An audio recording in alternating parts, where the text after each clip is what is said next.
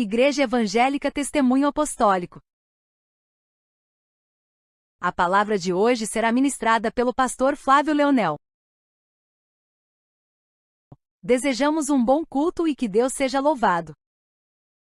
Graças a Deus. Para você que está chegando através das redes sociais, seja muito bem-vindo. Nós estamos no culto da família, abrindo as nossas Bíblias em João capítulo 1. Eu quero ler dos versículos de 11 a 13.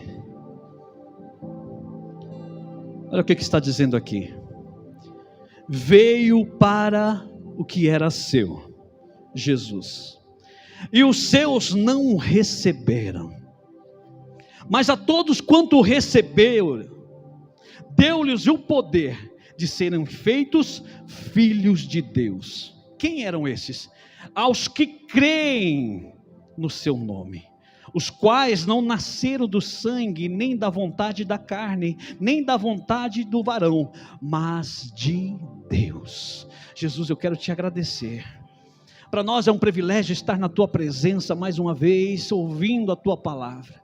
Senhor, assim como o Senhor veio tocar a minha alma, tocar o meu espírito com esta palavra, Jesus, eu peço que o Senhor agora me direcione na visão do teu espírito a passar, meu Deus eterno, para a tua igreja. Eu preciso dividir essa palavra com a tua igreja, não quero fazer de mim mesmo.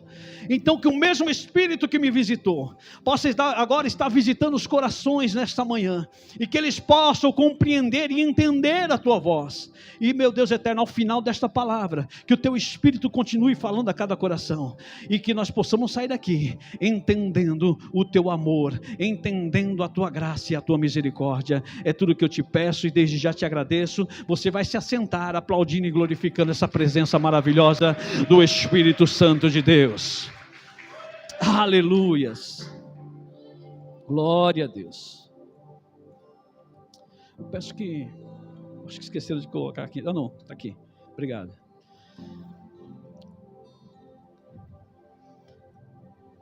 Deus, depois de levantar os patriarcas, Abraão, Isaque e Jacó, depois de levantar profetas,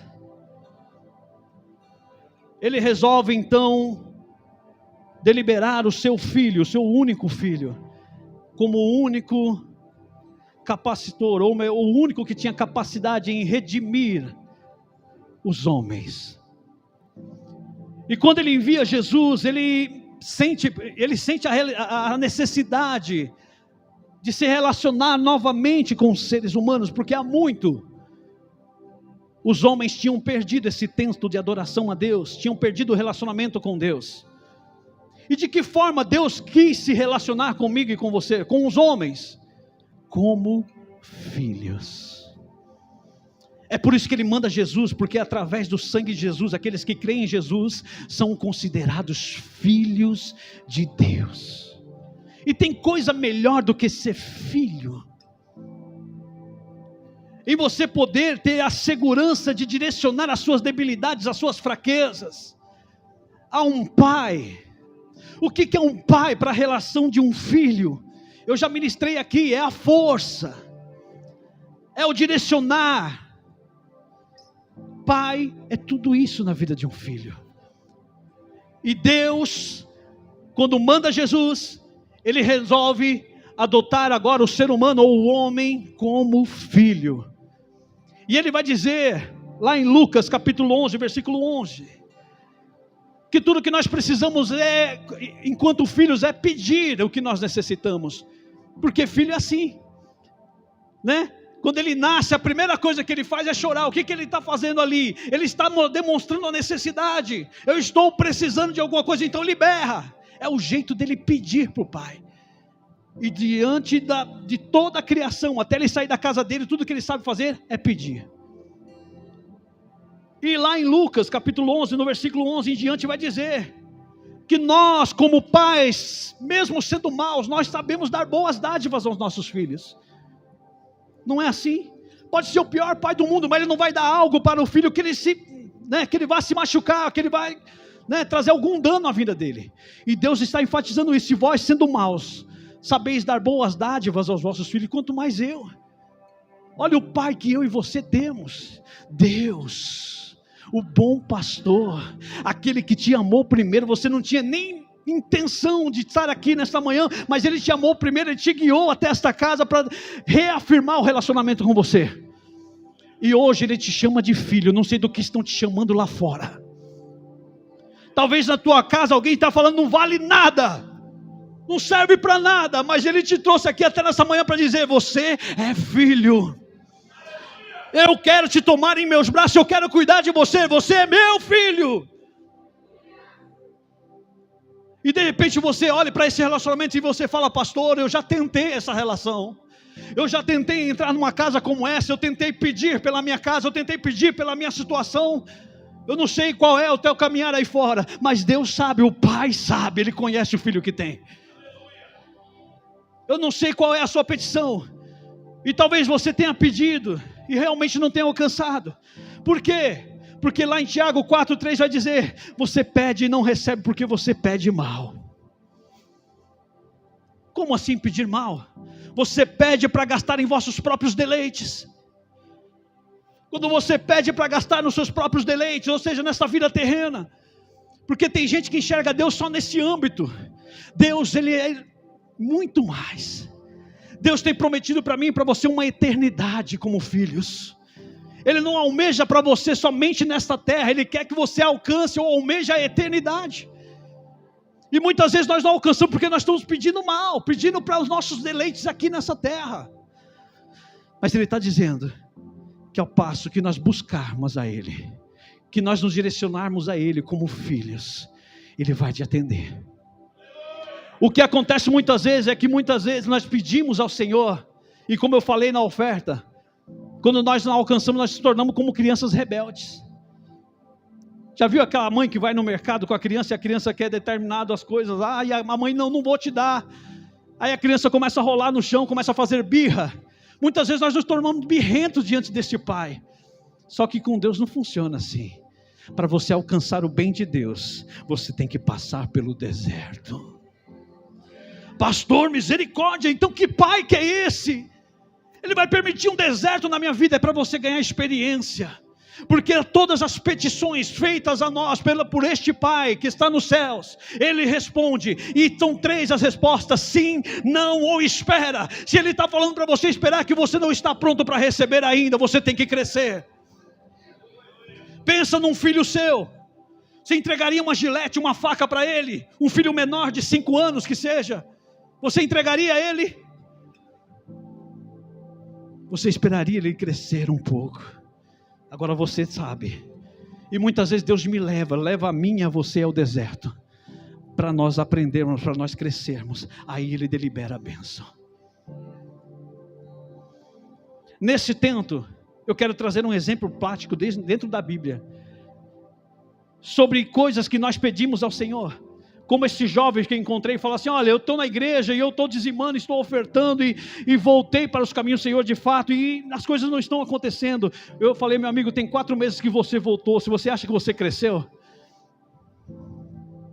eu não estou vendo nada. Eu falei para ele: você com seus olhos carnais não está vendo, mas no mundo espiritual já está acontecendo. Você não sabe o tamanho da bênção que Ele tem para você.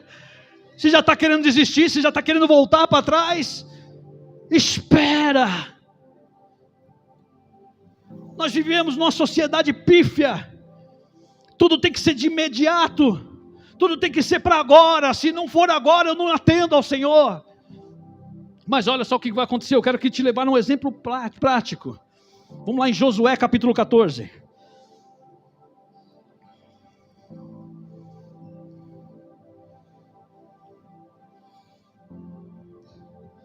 Nós vamos falar dos hebreus que saíram do Egito. Todos conhecem a história. Moisés foi escolhido como libertador desse povo. Ele retirou o povo, e então eles tiveram que percorrer durante 40 anos ao deserto, até chegar às margens do Rio Jordão. E daí só então começar a conquista da terra prometida, ou seja, Canaã. Eles estão às margens do Rio Jordão. Quando chega lá, Moisés delibera 2 homens para espiar a terra. Melhor, 12 homens para espiar a terra. Eles entram na terra e eles realmente atestam: a terra é muito boa. A terra é excelente. Trouxeram frutos que encheram os olhos daquele povo. Então ele falou: Deus não nos enganou. Verdadeiramente Deus tem um lugar prometido para mim e para todos que aqui estão. Só que 10 daqueles homens, dos 12 que foram, 10 voltaram inflamando o coração do povo. 10 deles voltaram dizendo: olha, sim, a terra é boa, mas é uma terra de gigantes. Nós somos como gafanhotos aos olhos dele. Olha, é melhor a gente não se meter com esse povo aí. Eu acho que não dá para a gente não. Só que no meio daqueles 12, 2 se levantaram, Josué e Caleb, dizendo: aleluia. Eles fizeram calar aqueles 10 que estavam inflamando o povo e dizendo: se o Senhor nos trouxe aqui, não foi para morrermos aqui, nós vamos entrar e conquistar os anaquins, porque os gigantes ao qual eles se desferiam eram os filhos de Anak, os anaquins. Nós vamos entrar e nós vamos vencê-los. E todos conhecem a história. Eles realmente entraram. Eles conquistaram aquela terra. Eles saíram conquistando as províncias, além do Jordão. Primeiro Jericó, e foi conquistando todo, em sequência Hebrom, e foram conquistando toda a província. Eles conquistaram. E chega um momento agora que eles vão dividir aquelas terras em igualdade para cada tribo. E este é o momento de divisão. Olha o que acontece aqui no capítulo 14, no versículo 5. Caleb vai lembrar da promessa feita por Moisés. Como o Senhor ordenara a Moisés, assim fizeram os filhos de Israel e repartiram a terra.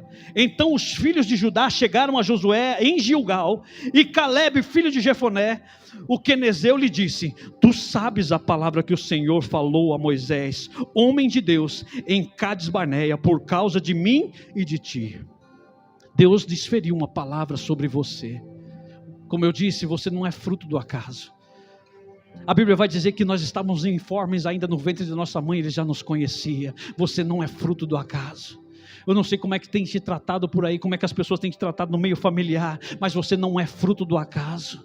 Se lembre na promessa de Deus. Ele está aqui honrando o homem de Deus, Moisés. Você lembra da promessa que ele fez? Qual foi a promessa? Versículo 7. Da idade de 40 anos era eu, quando Moisés, servo do Senhor, me enviou a Cades Barneia a espiar a terra, e eu lhe trouxe resposta como sentia no meu coração. Mas os meus irmãos que subiram comigo fizeram derreter o coração do povo. Eu, porém, perseverei em seguir o Senhor meu Deus. Então Moisés naquele dia jurou, dizendo: certamente a terra que pisou o teu pé será tua e de teus filhos em herança perpetuamente, pois perseverastes em seguir o Senhor meu Deus. O que Deus prometeu na minha e na sua vida, eu não sei o que se passou de lá para cá, mas se a promessa de Deus vai se cumprir. Porque você vai perseverar. Eu não sei se você tem perseverado, eu não sei quanto tempo você tem esperado. Eu tenho para dizer nesta manhã: persevere, porque vai chegar. Versículo 10. E agora eis que o Senhor me conservou em vida. Eu não sei quanto tempo você tem esperado, mas olha quanto tempo Caleb teve que esperar. Como disse, 45 anos agora, desde que o Senhor me falou, desde que o Senhor falou esta palavra a Moisés, andando Israel ainda no deserto, e agora eis que já sou da idade de 85 anos, e hoje estou tão forte como no dia em que Moisés me enviou, quando a minha força era, tal é agora a minha força para a guerra, e para sair e para entrar. Não perca o poder de perseverar no Senhor. Se Ele te prometeu, vai cumprir. Eu não sei quanto tempo vai ser. Para Caleb durou 45 anos, mas ele está dizendo: eu ainda estou forte, eu ainda estou crendo que Ele vai me abençoar. Ô Caleb, dá logo a minha parte, porque eu quero entrar. Por que ele está falando aqui? Eu ainda estou forte, porque sim, era promessa para a vida dele, mas para entrar na terra tinha que lutar. Nós pensamos muitas vezes, quando nós recebemos a promessa do Pai: vai vir tudo de mão beijada. O Senhor prometeu, amanhã mesmo eu vou estar com a minha casa nova, com o meu carro novo, com o meu trabalho. E esquecemos que muitas vezes nós temos que conquistar. A palavra de Deus vai dizer que o reino dos céus é tomado por esforço. É guerra mesmo, é luta mesmo. Aí cabe a nós perseverarmos, estarmos fortes para esse dia, o dia da conquista. Ele não perdeu a sua fé durante 45 anos, ele falou, estou pronto para entrar e lutar com o gigante. Ele está falando aqui, eu ainda estou forte para lutar contra os anaquins. Eu estou pronto para a guerra, e para sair e para entrar. Ele realmente estava pronto. Um senhor de 85 anos de idade, olha a vergonha para mim e para você, está dizendo, eu estou pronto para lutar com um gigante. Eu não sei qual Senhor tem sido o gigante que tem se levantado na tua casa, no teu trabalho, no teu caminho. Eu sei que esteja pronto para lutar. Você vai vencer. Você vai conquistar. Capítulo 15, versículo 13. Josué concordou com essa promessa. Ele disse, eu vou te entregar. Olha só, mas a Calebe, filho de Jefoné, deu uma parte no meio dos filhos de Judá, conforme o dito do Senhor a Josué, a saber, a cidade de Arba, pai de Anak, este é Hebrom. Aquela terra que eles foram espiar, e que muitos daqueles espias, ou 10 daqueles espias voltaram falando, olha, é terra de gigante. É entregue a Calebe. Vai lá, é tua. E Calebe sabia que tinha que lutar. Olha só o versículo 14. E expeliu Calebe dali os 3 filhos de Anak, Sesai, Aimã e Talmai, gerados de Anak. Deus prometeu algo na minha e na sua vida, mas nós temos que lutar por ela. Nós temos que perseverar por ela. Ele conseguiu entrar com 85 anos de idade, ele conseguiu expulsar não um gigante, mas 3 gigantes. A terra é minha por direito, o Senhor me deu. Ele prometeu Hebrom para mim, então eu vou expulsar vocês daqui. Ele está dizendo aqui, ele conseguiu expelir 3 gigantes. Eu não sei qual tem sido o gigante que tem levantado na sua vida, mas está na hora de mandar ele embora. Deus te deu poder e autoridade para isso, está na hora de mandar esse gigante embora. Eu não sei o que tem te impedido de estar na presença do Pai, mas está na hora de mandar embora. Ah, pastor, eu não tenho a mesma intrepidez que o Senhor. Talvez se os irmãos fossem lá em casa orar, eis que eu vos dou poder e autoridade contra potestades, principados. Está na hora de expulsar esse gigante, a bênção é tua. Parece que quando se manifesta na tua casa, parece que ele tem mais força que você. Não, Deus está falando, está na hora de expelir esse gigante. Eu sou o Senhor da guerra e eu te dou o poder para isso. Nós estamos falando de um homem frágil de 85 anos. Ele conseguiu expelir 3 gigantes. Aleluia. Ele conquista aquelas terras. E agora a partilha tem que ser entre os filhos. Afinal, ele já tinha 85 anos de idade. E ele está falando, agora eu preciso dividir isso com a minha casa, porque já não estarei mais aqui. Eu preciso fazer essa partilha entre os meus filhos. Versículo 15. E dali subiu os habitantes de Debir, onde fora dantes o nome de Debir, Kiriat Sefer. E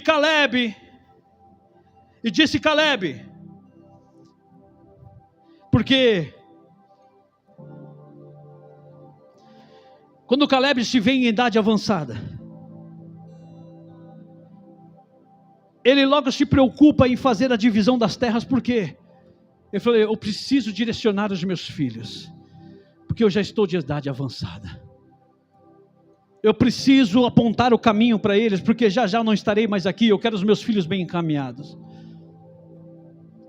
Então ele começa a dividir a herança. 3 filhos homens ele tinha, Iru, Elá e Naã. E tinha uma moça chamada Axa. Então ele primeiro divide aos filhos, desde o mais velho até o mais moço. Primeiro a Iru, ele dá uma porção de terra. Dá a Elá outra porção de terra. E Naã outra porção de terra. Só que sobra Axa. E naquela época, uma mulher não poderia se tornar herdeira se ela não tivesse casada. Então ele resolve, naquele ímpeto de cuidado paternal, que talvez eu e você não temos tido. E por que eu digo que nós não temos tido? Por quê? Porque as nossas juventudes de hoje não têm perspectiva nenhuma. Sabe, uma molecada frouxa. Camarada que você vê lá com 20 anos de idade, nunca trabalhou na vida. Sabe, os meninos sem eira nem beira, que levanta meio-dia. Ai, doido. Cansado. De quê? De dormir. A mãe pede, leva o lixo lá fora. Ah, mãe, estou cansado. Ah, pastor, o senhor está exagerando, está na música deles. Tem um indivíduo aí que está em primeiro lugar nos streamings por aí. Sabe o que ele canta? Eu só preciso de um dinheiro para comprar um mé. O resto é só fé, só fé, só fé. Aí é engraçado que as nossas filhas, aquela que deveria buscar um cara trabalhador, um cara que desse um futuro para ela, não vai buscar esse sujeito. Que acha que só precisa de dinheiro para comprar um mé. O resto é só fé. Ei, eu quero trazer à tona o que Deus fez quando Ele te tirou do jardim do Éden.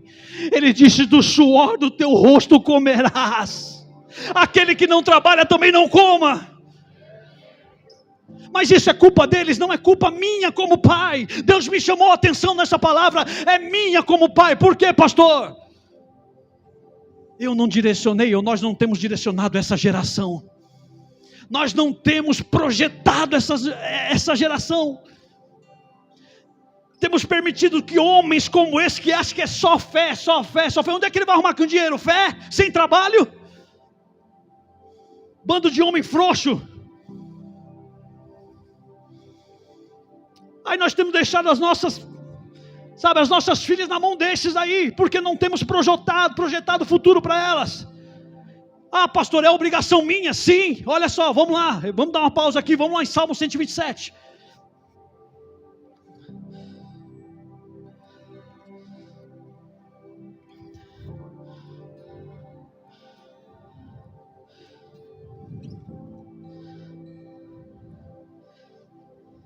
Salmo 127 no versículo 3. Isso é para mim e para você, pai.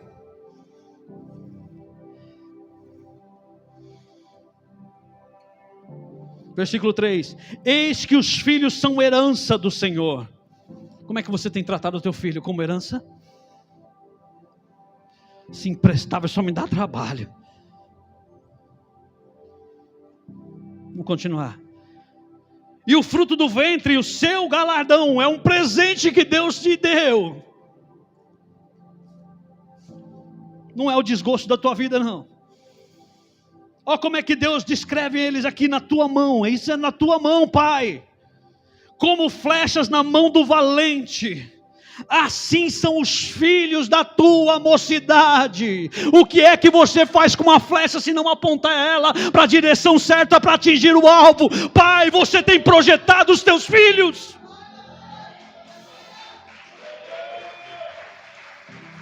Aí quer culpar o camarada porque ele pensa que é só fé. Você não ensinou, você não foi exemplo para ele. Ele continua dizendo no versículo 4.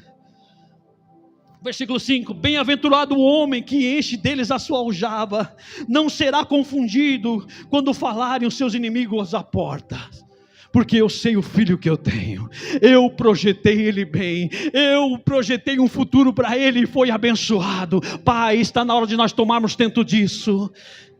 Os nossos filhos são como flechas, está na hora de começar a projetar esses jovens. Está na hora de mostrar para ele o valor do trabalho. Está na hora de mostrar para ele o valor da honra a Deus. Caleb, ele tinha ciência disso.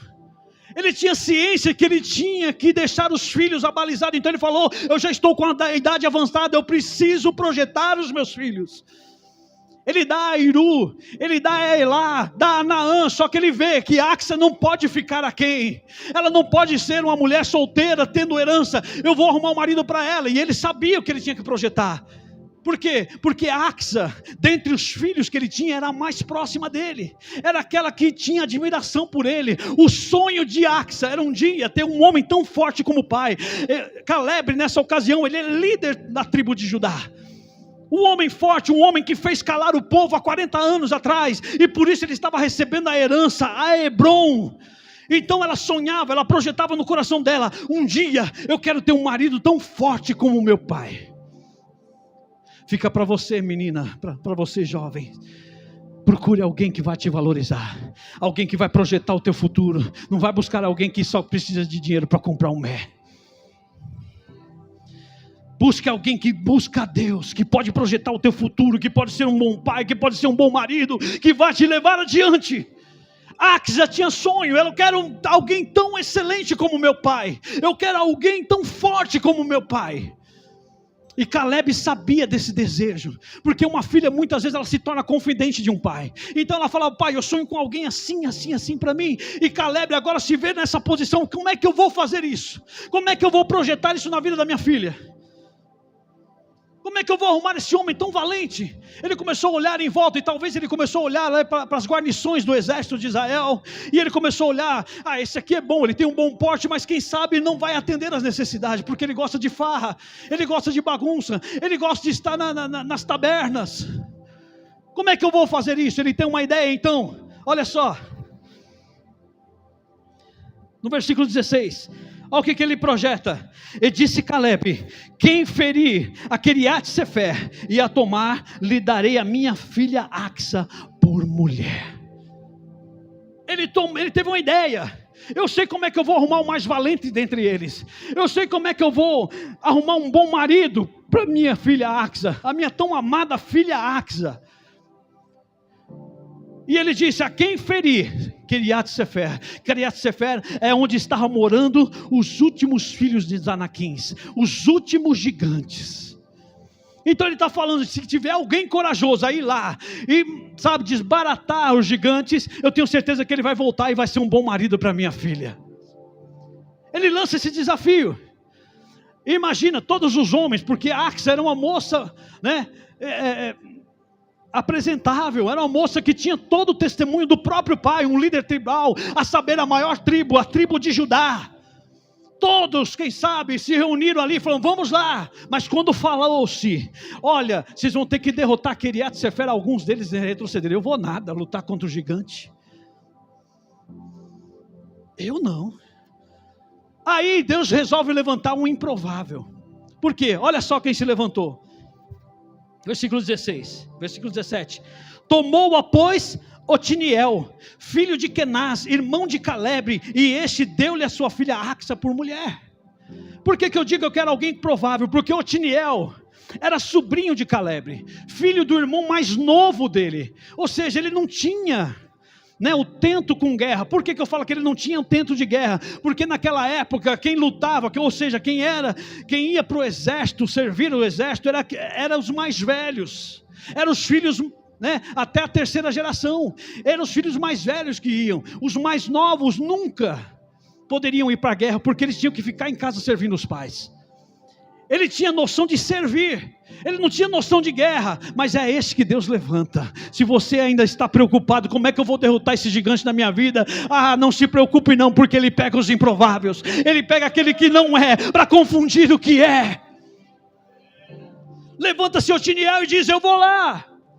Quem sabe no meio das guarnições do exército alguém deu risada: você, rapaz, você não sabe nem lutar, você não sabe pegar uma espada. Mas Otiniel foi lá. Ele foi lá e derrotou. Ele expulsou, ele expeliu os últimos gigantes que tinha na terra. Então ele volta. E como ele volta, ele chega então diante de Caleb. E Caleb, né, cumpre a promessa. Ele dá Axa por mulher. Ele permite o casamento entre eles. E talvez Axa, olhando para Otiniel, pensa: agora você. Ela retrocedendo na vida dela, ela pensando: nossa, eu desejei toda a minha vida alguém que fosse corajoso, tão forte, tão, sabe, tão valoroso como o meu pai, e vem a mim, Otiniel, o menor do menor, o menor da casa dele, alguém que, sabe, não tem, né, não poderia ser um comandante da guarda de Israel, alguém forte, alguém que pudesse me dar esse tento de proteção no futuro.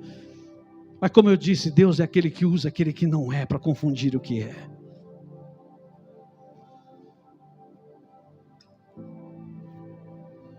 E sucedeu, no versículo 18, que vindo ela a ele, ou seja, quando eles constituíram um casamento, quando eles se uniram em matrimônio, olha o que aconteceu, o persuadiu que pedisse um campo a seu pai. Axa, quando toma ele, ou quando recebe ele em casamento, ela teve que persuadir Otiniel a pedir um campo ao seu pai. Porque Otiniel, por ter sido tratado durante a infância dele, ou durante a juventude dele como servo, ele não tinha esse ato de se impor, sabe, de tomar a posição. Então ele meio que aos empurrões, imagina, né? Vai lá falar com meu pai, vai pegar uma terra, porque a Axa era essa mulher desbravadora, eu quero conquistar. Ela tinha essa ambição por ser igual ao pai dela, e ela teve que empurrar Otiniel talvez para fora da tenda, e falou, vai lá falar com meu pai. Vamos continuar a leitura aqui. E este deu-lhe, versículo 18, e sucedeu que vindo a ela, persuadiu que lhe pedisse um campo a seu pai, e ele chegou lá até diante de Caleb e pediu, e Caleb então dá-lhe a escritura.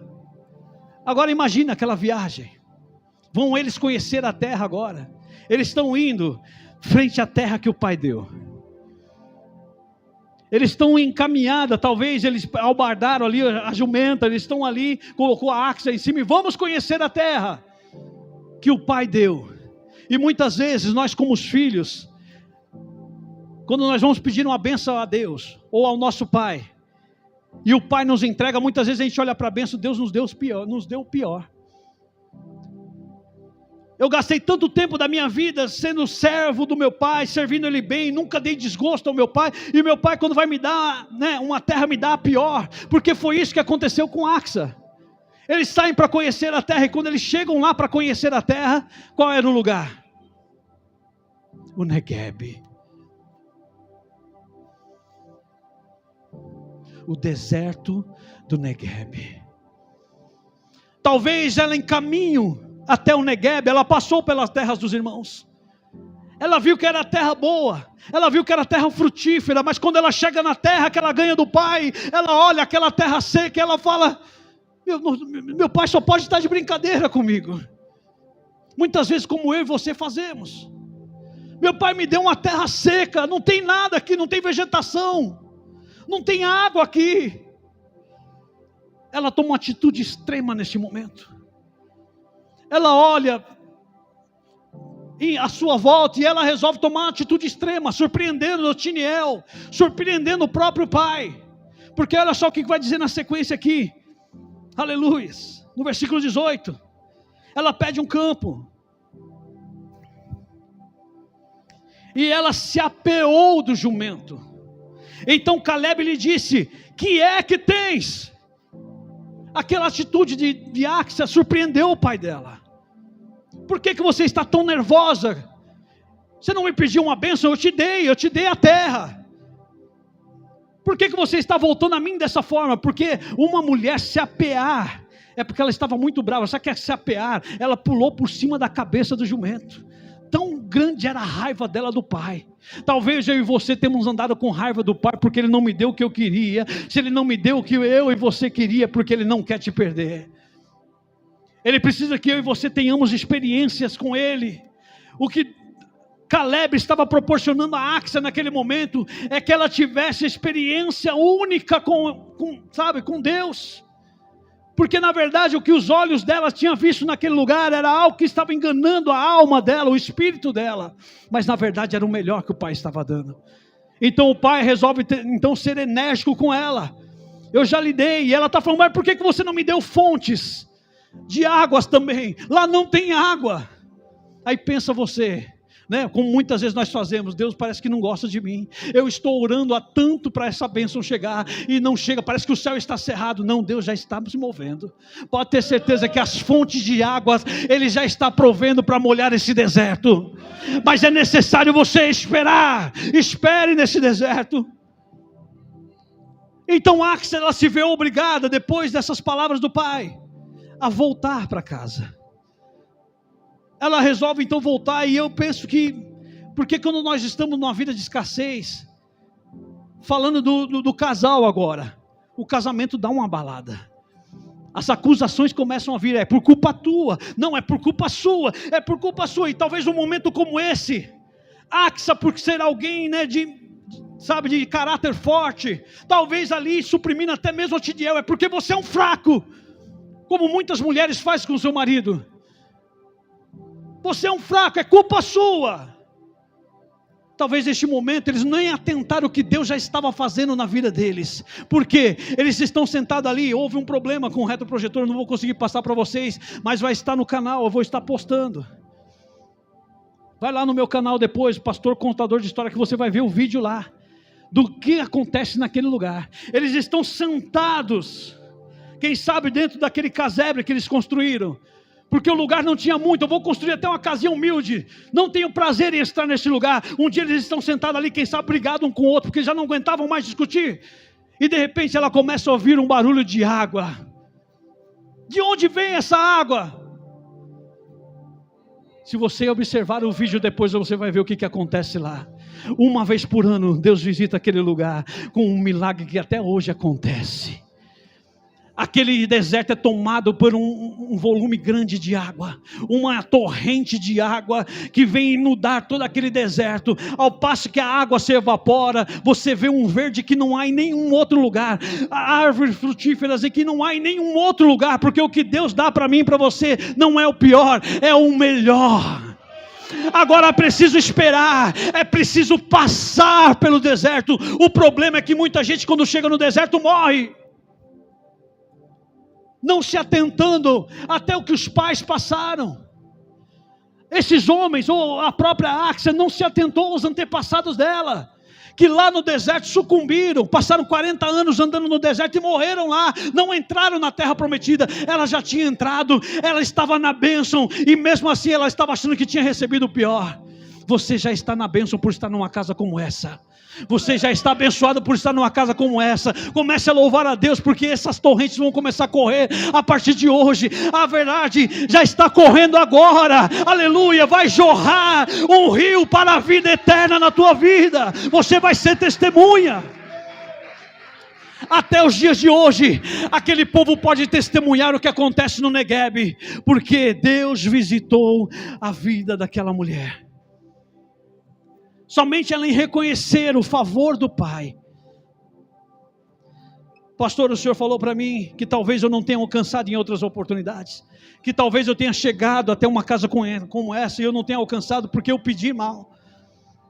Eu pedi para gastar nos meus próprios deleites, e por isso os meus caminhos voltaram a ficar ruins ou piores do que estavam.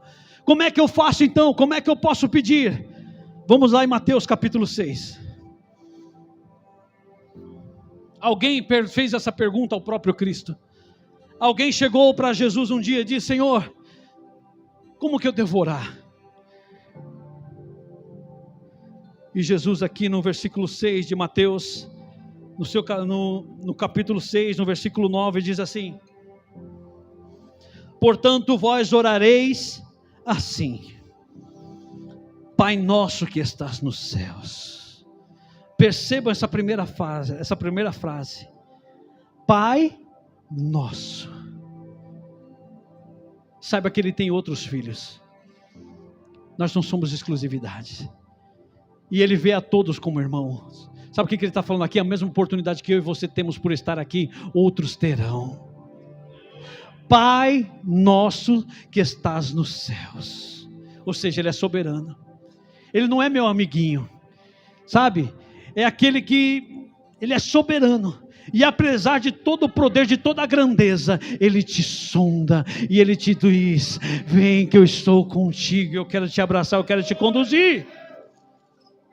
Pai nosso que está no céu, santificado seja o teu nome. Como é que eu faço isso? Dando testemunho de quem Ele é. É parando de murmurar, é parando de olhar aquilo que eu não tenho e já começar a olhar o que Ele já me deu, o que Ele já está provendo na minha vida. Talvez eu não tenha enxergado porque eu estou olhando do vizinho, a grama do vizinho sempre é mais verde. Começa a olhar para a tua vida agora.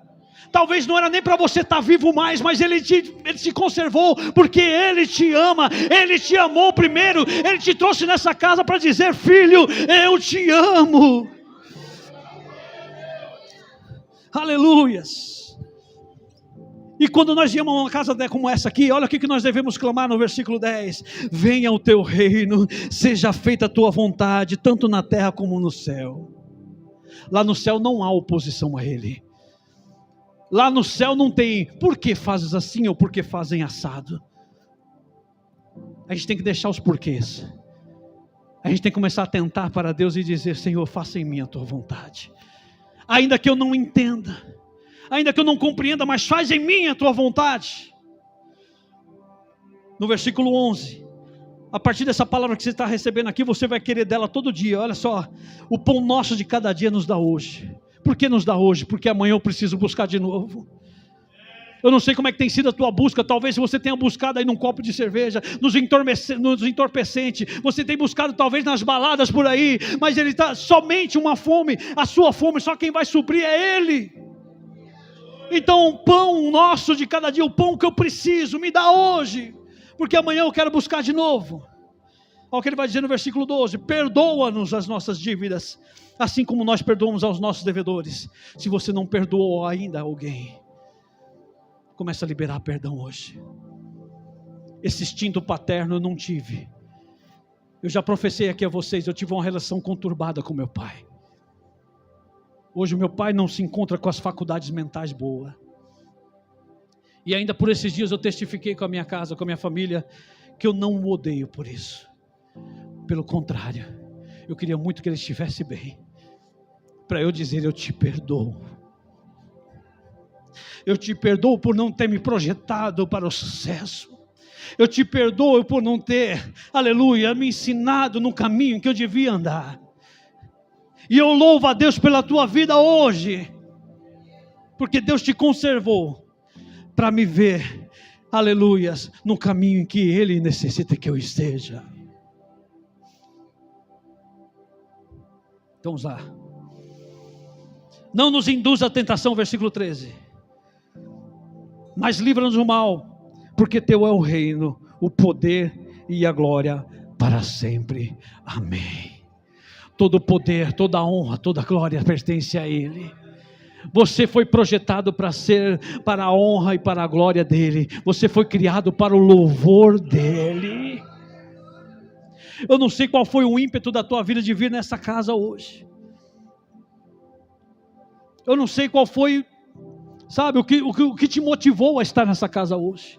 O que eu sei é que esse Pai se faz presente, e Ele está te convidando hoje a voltar para os braços dEle. Talvez você tenha se perdido, talvez alguém ou alguma coisa, sabe, tenha te levado para longe dos caminhos do Senhor. Mas hoje a oportunidade é que você volte, que você esteja diante dEle novamente, porque grandes coisas Ele tem para você. Ele tem uma terra prometida para você. Talvez você olhe com seus olhos hoje e fale: pastor, mas eu não estou conseguindo enxergar. Com seus olhos carnais você não vai conseguir mesmo. Mas a partir do momento que você receber o abraço dele, ele vai abrir os seus olhos espirituais. Aí você vai começar a louvar. Aí vai vir sobre você aquela paz que excede todo esse entendimento humano. As pessoas vão olhar para você: mas como é que você pode estar tão feliz se a sua vida não mudou ainda? Não mudou ainda, mas vai mudar. Se você compreende essa palavra dessa forma, eu quero convidar você nessa manhã, a se colocar de pé. Eu quero orar pela tua vida.